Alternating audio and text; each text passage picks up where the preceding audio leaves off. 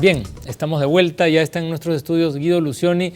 Él nos va a ayudar a entender los resultados de este proceso electoral, esta primera vuelta en la que han clasificado a la segunda vuelta Keiko Fujimori y el señor Pedro Pablo Kuczynski. Guido, gracias por estar aquí.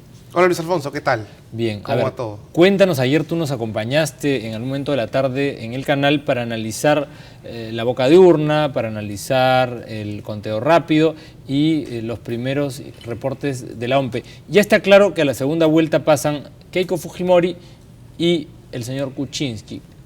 Verónica Mendoza se ha quedado relegada en un tercer lugar. Danos tu apreciación general de esta elección en primer lugar.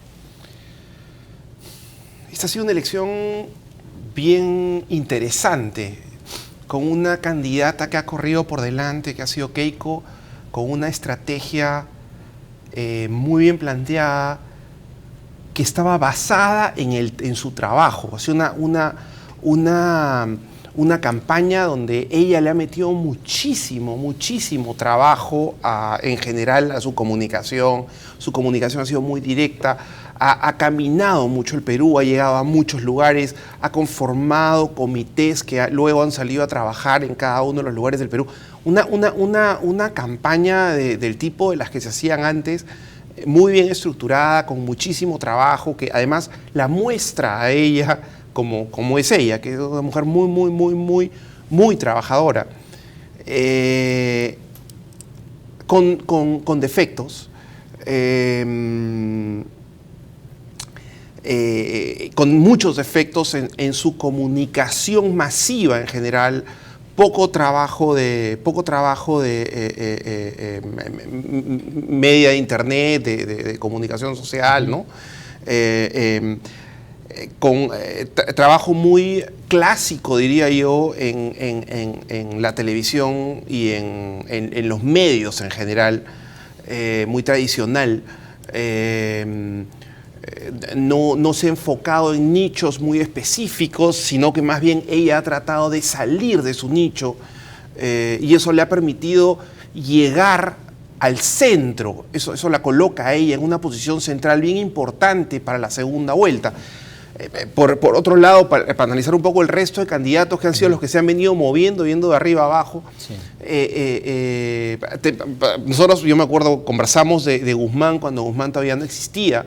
Sí. Y tú me mirabas como loco cuando te decía que Guzmán, yo creía que podía pasar a la segunda vuelta y de repente Guzmán llegó a 5 y yo te dije, oye, en febrero yo creo que se está en 15 y para finales de enero estaba en 14. Y ahora está en 0. Sí, pues. Bueno, así son las campañas. Porque había un descontento generalizado. Yo escuchaba mucho a la gente decir, oye, qué bien, el Perú finalmente, vamos a tener una campaña tranquila, fácil, bien jugada, no sé qué. Yo les decía, oye, hay 30% de descontentos que no van a votar por nadie, eso va a ir a algún lado. Claro. Hay espacio para cualquiera. Ahora, yo te voy a hacer preguntas puntuales respecto de algunos candidatos cuyo resultado electoral ha sorprendido a los no entendidos en el análisis político. Y empecemos, si quieres, por atrás, ¿no? El caso de Alan García. Ha pasado la valla con las justas. ¿Cuál es la explicación de un politólogo? Alan García ha hecho una campaña que hubiera sido una campaña quizá ganadora en los años 80. Una campaña tratando de salir del nicho en un primer momento, o sea, no buscando nichos específicos, sino tratando de comunicarse con toda la población, hablándole al centro político, pero ese espacio ya estaba ganado por Keiko. Entonces no había espacio ahí, no había espacio para él. Y luego no entendió redes jamás. Con estos estrados, y además iba a estos mítines con estos estrados gigantes en donde en realidad la gente que lo iba a ver en el mítin lo sentía enorme, pero no lo podía tocar, que es lo que la gente quiere hacer hoy.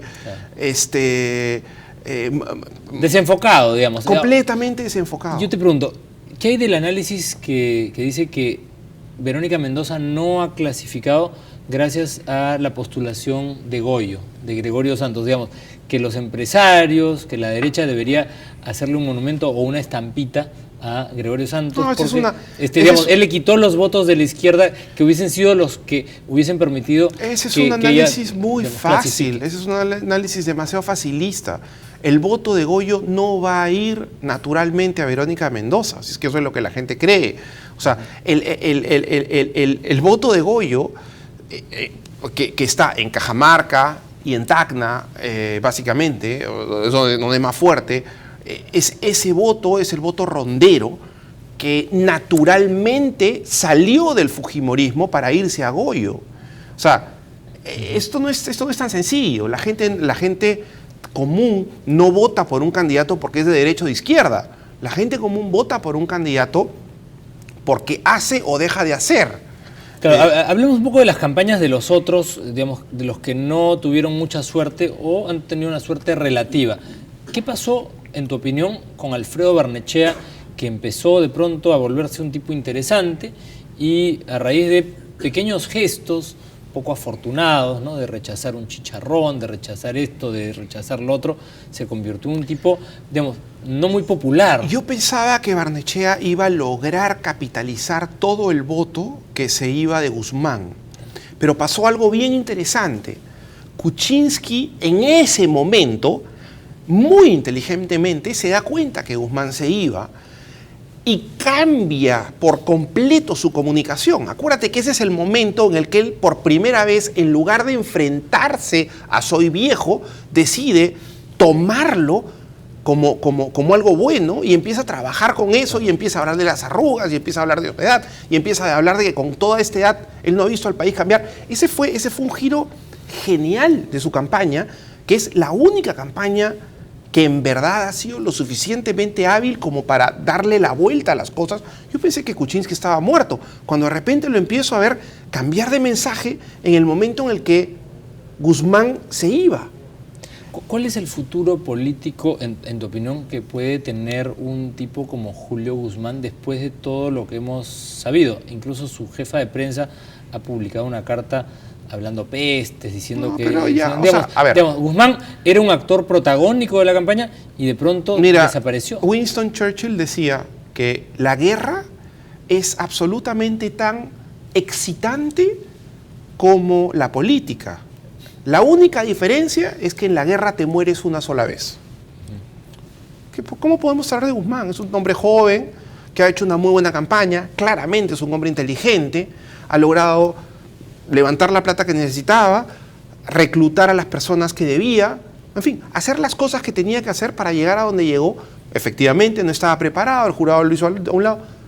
¿Cómo puedes hablar del futuro de Guzmán si en realidad ni siquiera conoces bien su presente?